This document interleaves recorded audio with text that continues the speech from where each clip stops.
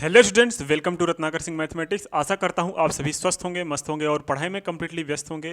Eklavya series के इस video में हम डिस्कस करने वाले हैं #3 में। #3 किसका #3 है सर? न्यूमेरिकल का #3, क्योंकि न्यूमेरिकल की पिछली 2 वीडियोस हो चुकी हैं, उसमें हमने एनसीईआरटी के क्वेश्चन नंबर 12 तक डिस्कस कर लिया था। आज के #3 से हम करेंगे डिस्कस क्वेश्चन नंबर 13 से, है ना। तो क्वेश्चन नंबर 13 से हम एनसीईआरटी को कवर कर रहे हैं। एनसीईआरटी का एक्सरसाइज जो पहला चैप्टर है इलेक्ट्रोस्टैटिक का, वो वाला चैप्टर हम डिस्कस कर रहे हैं, जिसमें 12 क्वेश्चन हमने पिछली वीडियो में कर लिए थे। आज के इस वीडियो में हम डिस्कस करने हैं क्वेश्चन नंबर 13 से। तो जो बच्चे पिछली वाली वीडियोस नहीं देख के आए हैं या फिर जिनको आ रहे हैं उनको कोई दिक्कत नहीं है, और जो नहीं देख के आए वो जाके सबसे पहले वाली वीडियोस देख के आए। और हाँ, न्यूमेरिकल्स नहीं किए हैं तो फिर भैया आपको फिजिक्स करने का कोई औचित्य ही नहीं बचता। अगर फिजिक्स में पढ़े आप थियरी को, अगर उसके अप्लाई करें न्यूमेरिकल पे नहीं, ठीक है, न्यूमेरिकल पे अगर आप उसको अप्लाई नहीं कर पा रहे हो तो आपको फिजिक्स पढ़ने से कोई फ़ायदा नहीं हुआ। तो कोशिश यही होनी चाहिए आपको, थोड़ी थियरी पढ़ो, थोड़ा न्यूमेरिकल करो, थोड़ी थियरी पढ़ो, थोड़ा न्यूमेरिकल करो। मैंने उसी सीरीज में न्यूमेरिकल को भी डाला है। हाँ, मैं आपके लिए एक हेल्प कर सकता हूँ कि न्यूमेरिकल्स का मैं प्लेलिस्ट एक अलग से भी बना दूंगा, ठीक है, क्योंकि मैं इस एकलव्य सीरीज में भी जो वीडियोज़ रहेगी इस स्टेप वाइज कि थोड़ा चैप्टर पढ़ा दिया फिर न्यूमेरिकल करा रहा हूँ, फिर और चैप्टर पढ़ा दिया फिर न्यूमेरिकल करा रहा हूँ। लेकिन उसके बाद हम क्या करेंगे, आपका प्लेलिस्ट जैसे बनाएंगे, एक न्यूमेरिकल का प्लेलिस्ट बना देंगे, एक पूरा एकलव्य सीरीज का प्लेलिस्ट, ठीक है। तो वहाँ पे आपको अगर न्यूमेरिकल में कोई दिक्कत है तो सीरियल वाइज आप न्यूमेरिकल करते चले जाइएगा, ठीक।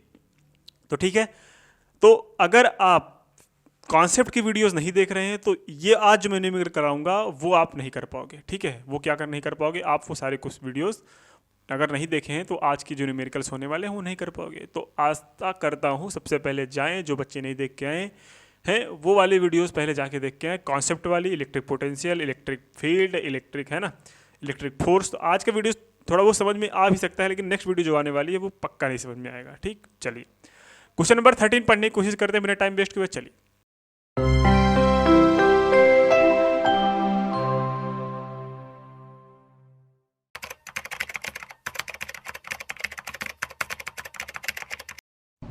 क्वेश्चन नंबर 13 क्या बोला है, suppose the spheres A and B in exercise 1.12 have identical size A. मतलब क्वेश्चन नंबर क्या बोला है, अब सपोज दैट स्फीयर, एक स्फीयर ए और बी, दो स्फीयर है, क्या है, ए और बी दो स्फीयर है, इन एक्सरसाइज 1.2 आपके सामने मैंने लिया है, ठीक है। 1.2 हमने, ये देखो दो स्फीयर है ना, ये वाला यही सेम क्वेश्चन बोला है, ये क्वेश्चन नंबर 12 को ही इन्होंने आगे बढ़ा के बोला है। हैव आइडेंटिकल साइज, दोनों का आइडेंटिकल साइज सेम है। इस third sphere of the same size, एक तीसरा स्फीयर आता है सेम साइज का सी, बट अनचार्ज, जो कि ये क्या है, इसके ऊपर जो चार्ज है, जो इसके ऊपर चार्ज है वो क्या है, 0, मतलब अनचार्ज है, ठीक है। Is brought into contact the first, सबसे पहले इसको किसके कॉन्टेक्ट में लाया जाता है, एक एक कॉन्टेक्ट में लाया जाता है, फिर क्या किया जाता है, then brought in contact with second, उसके बाद उठा के कहाँ पे लाया जाता है, सेकेंड के कॉन्टेक्ट में लाया जाता है, and finally removed from both, और लास्ट में दोनों से अलग कर लिया जाता है, लास्ट में से फिर से अलग कर लिया जाता है। What is the new force of repulsion between A and B, अब जो नया फोर्स आया ए और बी के बीच वो कितना आया। मतलब फिर से समराइज कर दे रहा हूं मैं, आपके पास दो पार्टिकल्स थे, दो चार्ज स्फीयर्स थे ए और बी, हमने एक अनचार्ज स्फीयर सी लिया, सी को सबसे पहले बात इसके पास ले गया, दूसरी बार फिर इसके पास ले गया, ठीक है। अब इसके पास ले जाने के बाद सी को फिर से अलग कर लिया। अब इसको ले जाने के बाद इसके बीच में जो फोर्सेस लग रहे हैं वो कैलकुलेट करना है आपको, ठीक है। कोई दिक्कत, क्वेश्चन समझ में आ गया होगा। और यहाँ पे ए के ऊपर जो चार्ज है, ए और बी के ऊपर चार्ज, वो आपको सामने दिख रहा है सर, यहाँ पे क्यू की जो वैल्यू है कितना है, 6.5 इंटू 10⁻⁻7 कूलम। और दोनों चार्ज के ए और बी के बीच का डिस्टेंस क्वेश्चन नंबर 12 में दिया गया है, कितना दिया गया है, 50 सेंटीमीटर, कितना दिया गया है, 50 सेंटीमीटर। तो यहाँ पे आर की वैल्यू आ जाएगी 50 सेंटीमीटर, या फिर हम बोल सकते हैं 0.5 मीटर, है ना, 0.5 मीटर, ठीक। इतना समझ में आ गया, बिल्कुल आ गया। अब चलिए हम इसको सॉल्व करने की कोशिश करते हैं। सॉल्व कैसे करेंगे सर, बिल्कुल घबराने की जरूरत नहीं है, आराम आराम से सॉल्व करते चले जाएंगे, ठीक है। इन्होंने क्या बोला है, एक स्फीयर ए है और दूसरा स्फीयर क्या है, बी है, जो कि कहाँ पे है, जो कि सबसे पहले लेट कर लेते हैं आर डिस्टेंस पे है। दोनों पे बोलते हैं आइडेंटिकल शेप, आइडेंटिकल चार्ज हैं, तो यहाँ पे हम लेट कर लेते हैं, इस पे क्यू चार्ज है, इस पे क्यू चार्ज है, ठीक है। एक चार्ज हमने क्या लिया, एक चार्ज सी लिया, सी को हमने सबसे पहले बात इसके ऊपर ले गया, तो इसके पास ले जाने के बाद क्या होगा, जैसे ही हम, आप ध्यान से देखना, जैसे ही हम ए के पास ए के पास सी को लेके जाएंगे तो ये दोनों टच करेंगे, और टच करने का क्या फ़ायदा हुआ सर, ये जो चार्ज इसमें क्यू था वो इक्वल पार्ट में डिवाइड हो जाएगा, क्योंकि प्रॉपर्टी ऑफ चार्ज होता है कि अगर किसी कंडक्टर को हम दूसरे कंडक्टर के पास में ले जाते हैं फिर उसको टच कराते हैं तो दोनों में चार्ज इक्वली डिवाइड हो जाता है। तो अगर इसमें चार्ज क्यू है तो एक ऊपर कितना चार्ज बचा, तो जो एक ऊपर चार्ज बचा वो कितना बचा सर, अब तो आधे चार्ज आधा चार्ज इसमें ट्रांसफर हो गया, आधा चार्ज इसमें ट्रांसफर हो गया, क्योंकि टोटल चार्ज ए के पास क्यू था और सी के पास टोटल चार्ज 0 था। दोनों के ऊपर जो चार्ज डिवाइड होगा वो इक्वल पार्ट में डिवाइड होगा। अब ये जो सी के पास अपना Q/2 चार्ज हुआ इसको हमने क्या किया, अलग कर लिया। ये पहला स्टेप हुआ। दूसरा स्टेप हमने क्या कर दिया, इसको सेपरेट कर लिया। क्या कर लिया, सेपरेट कर लिया। लेकिन सेपरेट करने के बाद इसके पास Q/2 चार्ज थे। कितने थे, Q/2 चार्जेस थे। कब, इसको सेपरेट करने के बाद। बात समझ में आ रही है। तो जैसे ही हमने ये देखो, ये मैं जो सर्किल कर रहा हूँ समझ लो, ये दूसरा स्टेप है, इसको कलर चेंज करके लिख दूँ। ये पहला स्टेप था, ये दूसरा स्टेप हुआ। तीसरा स्टेप क्या बोल रहे हैं, तीसरा स्टेप ये बोल रहे हैं कि इस जो ये आधा चार्ज जो है इस सी को हम सबसे पहले बी के कांटेक्ट में ले जाते हैं, और जब बी के कांटेक्ट में लेके जाएंगे, ये तीसरा स्टेप हुआ। कौन सा स्टेप, तीसरा स्टेप। तीसरा स्टेप में मतलब क्या करना है, यहाँ पे जब बी के पास जाएगा ये चार्ज सी वाला, अभी इसके पास Q/2 चार्ज है, इसके पास Q है, अभी इसके पास तो ज़्यादा चार्ज है बी के पास और सी के पास कम है, तो चार्ज जो ट्रांसफ़र होगा सर कहाँ से कहाँ होगा, बी वाले से सी में होगा। समझ रहे हो, समझ आ रही है चीज़ें, बिल्कुल आ रही होंगी। तो चार्ज ज़्यादा से कम ट्रांसफ़र होगा, कब तक होगा, जब तक दोनों में चार्ज इक्वल ना हो जाए। अब दोनों में चार्ज इक्वल कितना होंगे, पहले टोटल चार्ज देख लो कितना है सर। टोटल चार्ज इसमें Q है और इसमें Q/2 है। टोटल चार्ज कितना है सर, 3Q/2 आ गया। एक में चार्ज कितना आएगा सर, दोनों में चार्ज अलग अलग कितना आएगा सर, इसका आधा ले लेंगे तो 3Q/2 का क्या ले लो, आधा ले लो, तो जो कितना आ जाएगा सर, 3Q/2 का आधा लोगे तो क्या हो जाएगा, ये 3Q/4 क्योंकि दो इधर जाके मल्टीप्लाई हो जाएगा 3Q/4। तो इसके ऊपर कितना चार्ज आया, अब जो नया चार्ज बन गया इसके ऊपर सी के पास, ये जो सी के पास कितना बचा, 3Q/4 हुआ, और बी के पास कितना हो गया, 3Q/4 हो गया, है ना। बात समझ में आ रही है। 3Q/4 इसके ऊपर, 3Q/4 इसके ऊपर। अब फोर्थ स्टेप क्या है, फोर्थ स्टेप ये है कि सर अब इस सी को हम अलग कर रहे हैं। क्या कर रहे हैं, फोर्थ स्टेप में सी को हम अलग कर दे रहे हैं, तो क्या हो जाएगा, यहाँ पे 3Q/4 अलग हो गया।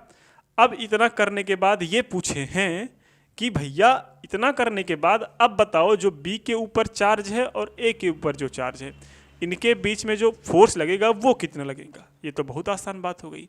अब जो चार्ज इतने एक्टिविटी के बाद जो न्यू चार्ज आया ए के ऊपर वो कितना था, आपने कैलकुलेट किया सर, Q/2 था, और डिस्टेंस कितना था, R था, और उसके ऊपर कितना नया चार्ज आया सर, 3Q/4 आया, है ना। बी के ऊपर तो 3Q/4 आया, है ना। बात समझ रही है कि नहीं समझ रहे हो। तो यहाँ पे क्या आया, 3Q/4। अब इसके बीच में आपको फोर्स कैलकुलेट करना भैया बहुत आसान है। कैसे सर, कैसे आसान है, बिल्कुल आसान है बच्चा, देखो ध्यान से। कैसे, चलो देखते हैं। तो फ्रॉम कूलॉम्स लॉ, कूलॉम क्या बोलते हैं भाई, कूलॉम अंकल बोलते हैं F = K Q1 Q2 upon में R² होता है। Q की वैल्यू कितना है निकाल लो सर जी, K को ऐसे रहने दो। Q1 की वैल्यू कितना है आपके पास, Q/2 है। Q2 की वैल्यू कितना है सर जी, 3Q/4 है, अपॉन में R की वैल्यू कितना है, R की वैल्यू 0.5 इंटू 0, अभी R को R ही रहने दो, बाद में रख लेंगे, है ना। अभी जो है R को R ही रहने दो। जब इसको सॉल्व करेंगे तो क्या आ जाएगा, इसको जब थोड़ा सुंदर कर लेंगे तो आपके पास जो वैल्यू आएगी वो आएगी F = K Q² और आगे 3 हो जाएगा और 4 दूना 8 और ये हो जाएगा R²। ये हुआ नेट फोर्स, इन दोनों के बीच में लगने वाला फोर्स। अब इसमें Q की वैल्यू आपको दे रखी है। यहाँ पे जो Q की वैल्यू थी वो कितना दिया था सर जी, 6.5 इंटू 10 की पावर कितना था, 7 था, चेक कर लो, 10 की पावर -7 था। ओके सर, ओके, कोई दिक्कत नहीं है, 10 की पावर -7 था, ठीक है। अच्छा, R की डिस्टेंस पर R की वैल्यू कितनी सर, 50 सेंटीमीटर थी। इसको हम जब मीटर में कन्वर्ट करते तो 0.5 मीटर आ जाता था। अब इसमें वैल्यू उठा के रख लो तो आपका आंसर मिल जाएगा। रख लो वैल्यू, तो F की वैल्यू आ जाएगी आपके पास 3 इंटू 9 इंटू 10 की पावर 9 इंटू 10 की पावर 9 कहाँ से, K की वैल्यू होती है, याद होगा आपको, इंटू क्यू की वैल्यू कितना है सर जी 6.5 इंटू 10 की पावर -7 स्क्वायर है तो दो बार ही कर लो 6.5 इंटू 10 की पावर -7 और अपॉन में क्या आ रहा है सर आर स्क्वायर। अच्छा 8 है 8 रहने तो आर स्क्वायर मतलब सर 0.5 इंटू 0.5। अब यहाँ से आपको करना है सॉल्व करने के लिए देखो सॉल्व करने के लिए आपको मैं टाइम बचाने के लिए यहाँ पे कैलकुलेटर यूज करूँगा ठीक है ताकि टाइम बचे अपना।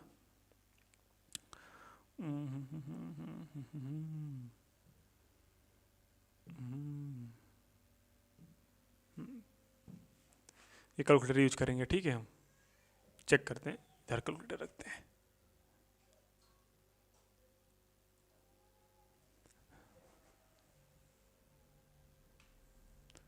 अरे भाई कैलकुलेटर बाबू इधर आ जा।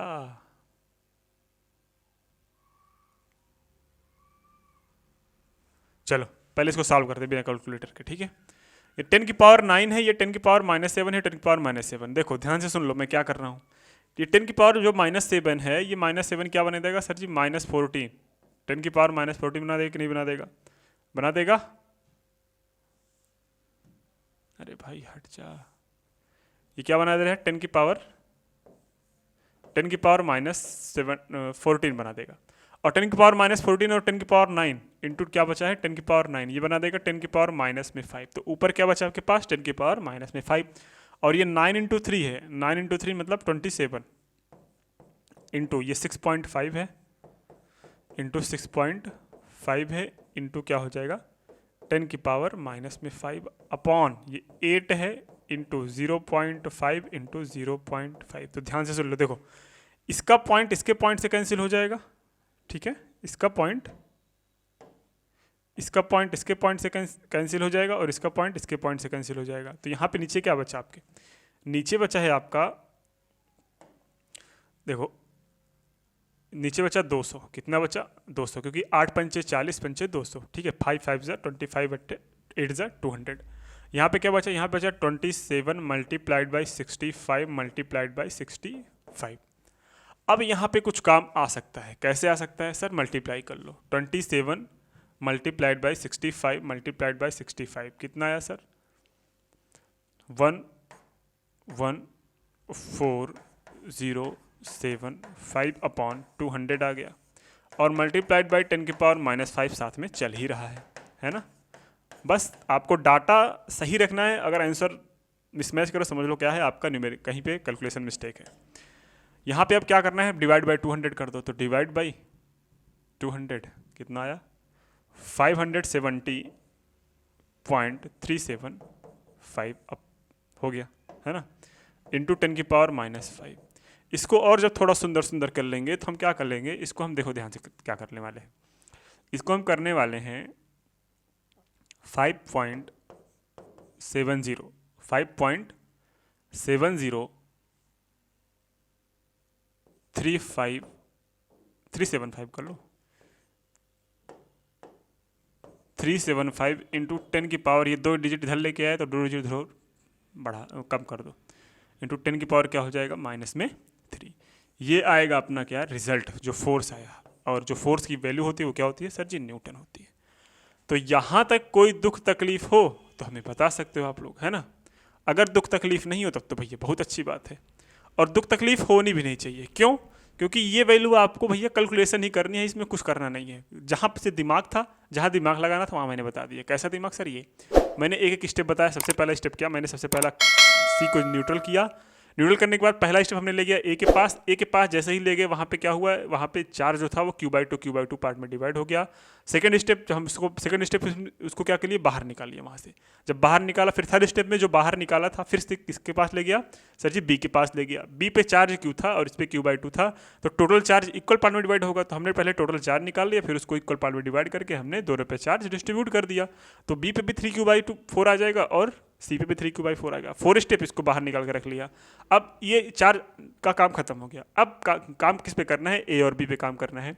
अब जो चार्ज बचा है ए और बी पे उसके बीच में इलेक्ट्रोस्टैटिक फोर्स कैलकुलेट करना है। और हमने जब इलेक्ट्रोस्टैटिक फोर्स कैलकुलेट करना चाहा तो आपके पास जो चार्ज बचा था Q/2 और 3Q/4 बचा था। बीच का डिस्टेंस हमने R लेट किया, ठीक है। उसके बाद हमने सॉल्व किया तो एक नया एक्सप्रेशन बन गया, इसमें हमने सारी वैल्यू रख दी और आपके सामने नेट रिजल्ट आ गया। कोई दिक्कत नहीं होनी चाहिए, यहाँ तक आसान भाषा में हमने आपको समझा दिया, ठीक है। पक्का? बिल्कुल सर, कोई दिक्कत नहीं। चलते हैं नेक्स्ट क्वेश्चन पे। नेक्स्ट क्वेश्चन क्या है, ध्यान से सुन लो। नेक्स्ट क्वेश्चन है आपका एनसीईआरटी का, ये जो डायग्राम वाला क्वेश्चन है ये बहुत मतलब बेसिक क्या है, बेसिक ही समझ लो। आपको वो समझ में आ रहा है वो इसके डायग्राम से ही कि एक्चुअली में पूछा क्या है। देखो पढ़ते हैं, समझने की कोशिश करते हैं। Figure shows tracks of the 3 charge particles. जो ये फिगर शो कर रहा है वो 3 चार्ज पार्टिकल के ट्रेल, पार्टिकल 1, पार्टिकल 2, पार्टिकल 3 का ट्रैक मतलब पाथ शो कर रहा है। इन किसमें? एक यूनिफॉर्म इलेक्ट्रिक फील्ड में। Give the sign of the 3 charges. आप तीनों चार्ज के साइन को बताइए। Which particle has highest charge mass ratio. Highest charge क्या पूछा है? हाईएस्ट चार्ज मास रेशियो, बहुत अच्छी चीज पूछा है। Highest charge mass ratio. तो इसके पहले ध्यान से सुन लो, कुछ बातें सुननी जरूरी है, ठीक है। चार्ज मास रेशियो जो होता है, जो चार्ज मास रेशियो होता है वो किसी भी, ऐसे याद कर लो, किसी भी चार्ज पार्टिकल के, किसी भी चार्ज पार्टिकल के, ठीक है, इलेक्ट्रिक फील्ड में डिस्प्लेसमेंट के डायरेक्टली प्रोपोर्शनल होता है, ठीक है। डायरेक्टली प्रोपोर्शनल होता है। इसको नोट बना के लिख लो, नोट बना के। मींस कोई भी चार्ज पार्टिकल किसी भी इलेक्ट्रिक फील्ड में जितना डिस्प्लेस होगा उसका चार्ज और मास का रेशियो उतना ही ज्यादा होगा। और आपको वही पूछा है इसमें। कैसे पूछा है सर? ध्यान से देख लो। यहां पे एक चार्ज, पहला चार्ज पार्टिकल ऐसे गया, ऐसे गया, ऐसे यहां पे डिस्प्लेस हुआ अपने पास से, यहां से, ठीक है, इतना आया। एक चार्ज पार्टिकल आया, यह भी उतना ही डिस्प्लेस हुआ जितना ये होना था, ठीक। लेकिन एक चार्ज पार्टिकल ऐसे आया, ये जो कि अपने से बहुत ज़्यादा डिस्प्लेस हुआ। ये लाइन थी, इसके अलावा बहुत होगा, मतलब दो की जगह इस डिस्प्लेसमेंट हो गया। मतलब चार्ज पार्टिकल जो 3 है वो मैक्सिमम डिस्प्लेसमेंट में है। किस में है? मैक्सिमम डिस्प्लेसमेंट में है। और जब चार्ज पार्टिकल 3 मैक्सिमम डिस्प्लेसमेंट में है तो हम बोल देंगे जो चार्ज पार्टिकल 3 होगा उसका जो चार्ज टू मास रेशियो होगा वो क्या होगा? ज़्यादा होगा। किसका? चार्ज पार्टिकल 3 का। लेकिन इन्होंने बोला है भैया नेचर भी बताओ, give the sign of the 3 charges, तीनों चार्जेस के साइन भी बताओ। अब तो ये क्या पूछा है? बहुत आसान बात पूछा है, ध्यान से सुन लो। ये जो प्लेट थी, ये प्लेट है पॉजिटिव चार्ज। ये बताओ अट्रैक्ट ये किसको करेगा, डिस्प्लेस किसको करेगा? ये बताओ। ये करेगा सर, पॉजिटिव है तो निगेटिव को, मतलब इसकी तरफ जो आएगा वो निगेटिव आएगा। तो ऊपर की तरफ कौन कौन से गए हैं सर? पहले गए हैं और दूसरे गए हैं। तो पहला क्या हुआ? पहला भी निगेटिव हुआ और दूसरा भी क्या हो जाएगा? निगेटिव हो जाएगा। अगर हम बात करें तीसरे चार्ज की, तो तीसरा चार्ज जो है वो निगेटिव की ओर गया है। किसकी ओर गया है? निगेटिव की ओर। और जब निगेटिव की ओर जो जाए वो उसको क्या बोलते हैं सर जी? Positive charge. तो थर्ड पार्टिकल जो है, वो थर्ड चार्ज जो है वो निगेटिव चार्ज है और उसका मास, उसका चार्ज टू मास रेशियो भी सबसे क्या है? ज़्यादा है। इतना बात समझ में आ गई कि नहीं आ गई? बहुत आसान था, इसमें कोई दिक्कत लेने वाली की जरूरत ही नहीं है। क्वेश्चन नंबर 14 हमने कर लिया। क्वेश्चन नंबर 15 क्या है? क्वेश्चन नंबर 15 जो है, ध्यान से देख लो, वो भी क्या पूछा है। हाँ, अब जो क्वेश्चन नंबर 15 है वो बात करने लगा आपका इलेक्ट्रिक फ्लक्स। क्या? Electric flux. और इलेक्ट्रिक फ्लक्स को मैं सॉल्व करने से पहले उसका फार्मूला मैं बताऊंगा। इलेक्ट्रिक फ्लक्स जो होता है फाई, वो होता है E.dA। और E.dA जो होता है मतलब वो क्या हो जाएगा? अगर हम इसको नॉर्मल फॉर्म में लिखेंगे तो E.dA cos थीटा हो जाएगा। क्या हो जाएगा? cos थीटा हो जाएगा। बात समझ में आ गई कि नहीं आ गई? आप बोलोगे हाँ सर इतना समझ में आ गया। अब इतना अगर हमने रिवाइज कर लिया तो इस पे अब न्यूमेरिकल पे चलते हैं। ध्यान से देख लो। Consider uniform electric field E, मतलब E की वैल्यू दे रखा है। क्या दे रखा है? गिवन। गिवन में क्या दे रखा है सर जी? E की वैल्यू दे रखा है। कितना दे रखा है? 3 × 10⁻³ न्यूटन पर कूलाम। कोई दिक्कत नहीं, इतना सही है। What is the flux? What is the flux of this field through a square of 10 centimetre? एक स्क्वायर है, एक स्क्वायर है, क्या है, एक स्क्वायर है, ठीक है, उसकी साइड 10 सेंटीमीटर है। अगर साइड 10 सेंटीमीटर तो ये बताओ एरिया कितना होगा, तो एरिया आ जाएगा 100। मतलब यहाँ पे दूसरी चीज आ गई एरिया, एरिया भी आ गया कितना 100, ठीक। फिर अब एंगल हमें चाहिए, एंगल क्या बोला है, plane is parallel to the Y Z plane, plane is parallel to the Y Z plane, किस पे, वाई जेड प्लेन के पैरेलल है। पैरेलल मतलब जहां पे पैरेलल आए समझ लो क्या, सर जी जो पैरेलल होगा उसका मतलब क्या होगा कि theta is equal to 0 degree होएगा, और जब theta is equal to 0 degree हो गया, क्या हो गया, theta is equal to 0 degree हो गया, तो इसका मतलब सर जी कॉस 0 हो गया, और कॉस 0 की वैल्यू क्या होती है, 1 होती है। तो अब आप निकाल सकते हो क्या, इलेक्ट्रिक फ्लक्स। क्या कैलकुलेट करना है, इलेक्ट्रिक फ्लक्स। देख लो what is the electric flux, तो इलेक्ट्रिक फ्लक्स ही तो कैलकुलेट करना था कि नहीं करना था, नहीं करना था। तो इलेक्ट्रिक फ्लक्स कैलकुलेट कर लेते हैं आसान भाषा में। तो what is the electric flux, देखो चलो कोशिश करते हैं सॉल्व करने की क्वेश्चंस को, है ना। आपके सामने सारा दिख गया। फार्मूला क्या था sir ji, phi is equal to E dot A cos theta था, ठीक, बिल्कुल सही। ई की वैल्यू कितना है, ई की वैल्यू है आपके पास 3 इंटू 10 की पावर 3 है, 3 इंटू 10 की पावर क्या है, 3 है, मल्टीप्लाइड बाई ए की वैल्यू कितना है सर जी 100 है, कॉस थीटा की वैल्यू सर जी 1 है। सॉल्व कर लो, ये क्या हो जाएगा 3 इंटू 10 की पावर 5, और 5 की वैल्यू क्या होती है सर, होती है न्यूटन मीटर स्क्वायर पर कूलम। तो यहाँ पे जो इलेक्ट्रिक फ्लक्स की वैल्यू आई वो कितना आई, 3 इंटू 10 की पावर 5, कितना आई मेरे भाई, 3 इंटू 10 की पावर 5, कितना आया, अरे सुन रहे हो कि सो गए, सो तो नहीं गया ना, कितना आया 3 इंटू 10 की power 5 newton metre square upon coulomb. इसकी यूनिट आपको याद होगी, ठीक। चलो अभी सर खत्म नहीं हुआ है, अभी खत्म नहीं हुआ है, अभी तो ये बचा है क्वेश्चन नंबर 2, है ना। व्हाट इज द फ्लक्स, इसको इरेज कर दें, इसको इरेज कर दें, है ना।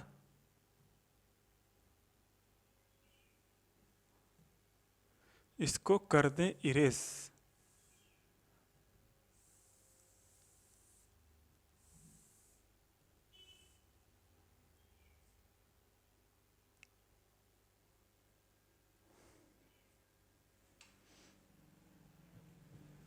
ये देखो भाई क्या हो रहा है, इसकी हालत हो रही है खराब, हमें लग रहा है, हैं? चलो अब पढ़ो, इसको क्या फाइंड करना है, what is the flux through the same square if the normal its plane makes 60 degree. मतलब यहाँ पे बस एंगल चेंज कर दिए हैं। सेकंड केस में क्या है, केस सेकंड में है कि यहाँ पे theta is equal to 60 degree, जब theta is equal to 60 degree तो यहाँ पे कॉस थीटा की वैल्यू क्या हो जाएगी, cos 60 degree, cos 60 degree, cos 60 degree आपको पता होगा 1/2 होता है, कितना होता है 1/2, वैल्यू रख लो। वैल्यू कैसे रखेंगे ध्यान से देख लो, यहाँ पे सॉल्व कर लेते हैं ना, इधर इधर भी स्पेस है। तो यहाँ पे अगर हम बात करें phi is equal to E dot A cos theta, और कॉस थीटा की जगह हम लिखेंगे E dot A cos 60 degree. E की वैल्यू कितना है सर जी, 3 इंटू 10 की पावर 3 है, ए की वैल्यू है सर जी 100, कॉस 60 की वैल्यू कितना हो जाएगी 1/2, 2 1 ज़ा 2, 2 5 ज़ा 2 मतलब ये 2 पंचे 10 और 0 हो जाएगा 50, 50 दूना 100 होता है, ये जाएगा 50 तियाँ 150 इंटू 10 की पावर 3, 10 की पावर 3। इसको हम 1.5 इंटू 10 की पावर क्या लिख सकते हैं, 10 की पावर 5 लिख सकते हैं। तो यहाँ पे जो 5 की वैल्यू आई वो कितना आई 1.5 इंटू 10 की पावर 5, 1.5 इंटू 10 की पावर 5, क्या यूनिट ये पता है ना, यूनिट क्या है, अरे भाई बोलोगे, यूनिट क्या है, यूनिट है सर जी न्यूटन मीटर स्क्वायर पर कूलम स्क्वायर, है ना, न्यूटन मीटर स्क्वायर पर कूलम स्क्वायर। ये रहा आपका क्वेश्चन नंबर 15, क्वेश्चन नंबर 15 आसान भाषा में अगर बोल दो तो कोई दिक्कत दुख तकलीफ हो तो बता दो, दुख तकलीफ है नहीं, कोई दुख तकलीफ है भाई, नहीं बताओगे, दुख तकलीफ मतलब है नहीं, है ना। तो अगर इसकी शॉर्ट लेना चाहते हो ले लो, आसान भाषा में सब कुछ कहा गया है। ये रहा आपका क्वेश्चंस, ठीक। क्वेश्चन नंबर 15 तक हमने कर लिया। क्वेश्चन नंबर 16 भी कोशिश करते हैं अगर वीडियो लेंदी ना हुई हो तो।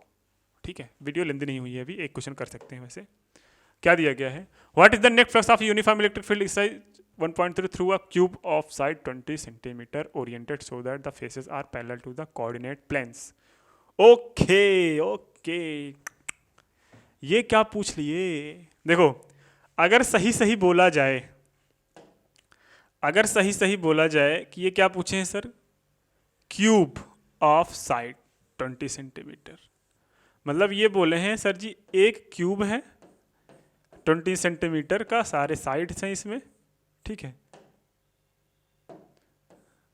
एक क्या है, ये क्यूब है, 20 सेंटीमीटर इसके साइड्स हैं, तो हमें इसका इलेक्ट्रिक फ्लक्स बताओ। क्या बताओ, इलेक्ट्रिक फ्लक्स जो कि parallel to the coordinates planes हैं, जो कि पैरेलल टू द मतलब एक प्लेन ऐसे है, एक प्लेन ऐसे है, एक प्लेन ऐसे है।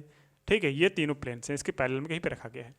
अब आपको पता हो, अब आपको पता हो कि सर कोई अगर क्लोज्ड फिगर है, जितना इलेक्ट्रिक फ्लक्स इसमें जाएगा उतना इलेक्ट्रिक फ्लक्स इससे बाहर आएगा, जितना इलेक्ट्रिक फ्लक्स इसमें जाएगा उतना इलेक्ट्रिक फ्लक्स इसमें आएगा। इलेक्ट्रिक फ्लक्स होता क्या है, the total number of electric field line passing through the per unit, passing through any area is known as number of electric field line जो होता है वही इसका आपका इलेक्ट्रिक फ्लक्स बताता है। अब आपको याद हो जब मैं बताया था इलेक्ट्रिक फ्लक्स किसी भी क्लोज्ड सरफेस में अंदर, किसी क्लोज्ड सरफेस के अंदर जो होता है वो इलेक्ट्रिक फ्लक्स क्या होता है, जीरो होता है, क्योंकि उसके अंदर कोई चार्ज, मतलब उसके अंदर कोई इलेक्ट्रिक फील्ड लाइन रही नहीं जाती, इधर से जा रही इधर से निकल रही, इधर जा रही इधर से निकल रही है। बात समझ में आ रही है। तो इस पे जो नेट आएगा, net flux phi is equal to कितना हो जाएगा, जीरो हो जाएगा। बस आपको ये भ्रमित करने के लिए क्वेश्चन दिया था इन्होंने, नहीं तो आप जब कैलकुलेट करना चाहेंगे तो नेट फ्लक्स जब कैलकुलेट करेंगे φ1 φ2 φ3, तो एक वैल्यू पॉजिटिव में आएगी, दूसरी वैल्यू निगेटिव में आएगी, दूसरी फिर एक वैल्यू पॉजिटिव में आएगी, दूसरी वैल्यू निगेटिव में आएगी। ठीक, एक आ रही है तो पॉजिटिव, सॉरी एक आ रही है तो निगेटिव, एक जा रही है तो पॉजिटिव। आने जाने का मतलब नेट फॉर फ्लक्स जीरो इस हर का, एक आ रही है तो निगेटिव, एक जा रही है तो पॉजिटिव, दोनों ऐड कर लेंगे तो क्या हो जाएगा भाई, निगेटिव, मतलब जीरो हो जाएगा। तो नेट फ्लक्स जो आएगा वो जीरो हो जाएगा, कोई दिक्कत, घबराने वाली कोई दिक्कत नहीं है। क्वेश्चन नंबर 16 भी बहुत ज़्यादा आसान रहा। क्वेश्चन नंबर 17 क्या लिखा है, careful measurement of the electric field at the surface of black box indicates that the net outward flux through the surface of box is okay 8.0 into 10 power 3 newton metre square plus coulomb. What is the net charge inside the box if the net outward flux through the surface of the box were zero, could you conclude that where is no charge inside the box, why or why not। Question बहुत ज़्यादा आसान है। Formula कौन सा use होगा, formula sir यही use होगा, phi is equal to E dot D A cos theta होगा। अगर हम नॉर्मल करना चाहें तो ये हो जाएगा phi is equal to E A, phi is equal to क्या हो जाएगा ई ए। ठीक, इस पे करना कोशिश करना, क्योंकि इस क्वेश्चन को हम करने वाले हैं नेक्स्ट वीडियोज में। ठीक है, question number 17, question number 18 and question number 19 and question number 20, 4 question जो होगा वो हम नेक्स्ट वीडियो में कर लेंगे। उसके बाद कुछ क्वेश्चन और बचेंगे, फिर नेक्स्ट वीडियो में, मतलब 3 वीडियोस में, इस वीडियो को मिला के 3 वीडियो में आपकी कंप्लीट एनसीईआरटी खत्म हो जाएगा एक्सरसाइज 1। छोटा छोटा क्वेश्चन करा रहे हैं, एक एक क्वेश्चन करा रहे हैं ताकि आप बोर ना हो। तो ये कोशिश करिएगा। मैंने फार्मूला बता दिया है आपको, क्या दिया गया है, फाई की वैल्यू दिया गया है, टोटल चार्ज कैलकुलेट करना है तो ई की वैल्यू आपको अगर पता हो जाएगा तो आसान भाषा में अगर बोल दें वो, इसमें अगर आप वो निकालेंगे गॉस लॉ, गॉस थ्योरम आपको पता है ना कि फाई इज इक्वल टू क्या होता है क्यू अपॉन एप्सिलॉन नॉट। तो यहाँ से फाई दिया गया है, क्यू निकालना है, एप्सिलॉन नॉट की वैल्यू आपको पता होती है, वैल्यू रख लो। ठीक है, इससे भी आ जाएगा। तो घबराने की जरूरत नहीं है, कोशिश करना, नहीं आएगा तो मैं हूँ। ठीक है, नहीं आएगा तो मैं हूँ, मैं कहीं नहीं जा रहा, तो कोशिश करो। ठीक है, और हाँ मैं फिर से एक बार बोल रहा हूँ, जो बच्चे पिछली वाले न्यूमेरिकल्स की वीडियो, और न्यूमेरिकल छोड़ो, लेकिन अगर आपने कॉन्सेप्ट अगर मिस किया हुआ होगा, ठीक है, अगर आपने कॉन्सेप्ट मिस किया हुआ होगा तो आपको ये सारे सब ऊपर से जा रहे होंगे, आप बोल रहे होंगे सर क्या पढ़ा रहे हैं आप। सर का तभी समझ में आएगा जब आप पिछले वाले वीडियोस देख के आएंगे, अदरवाइज सर को समझाया हुआ आपको कुछ नहीं आएगा। ठीक है, अब हम मिलेंगे क्वेश्चन नंबर 17 के साथ नेक्स्ट वीडियो में। तो आई होप आप वीडियो को एंजॉय किए होंगे, क्वेश्चन आपको समझ में आए होंगे, एकदम आसान भाषा में डिस्कस किया गया। मिलते हैं नेक्स्ट वीडियो में, तब तक के लिए शुभ रात्रि, जय हिंद एंड बाय बाय।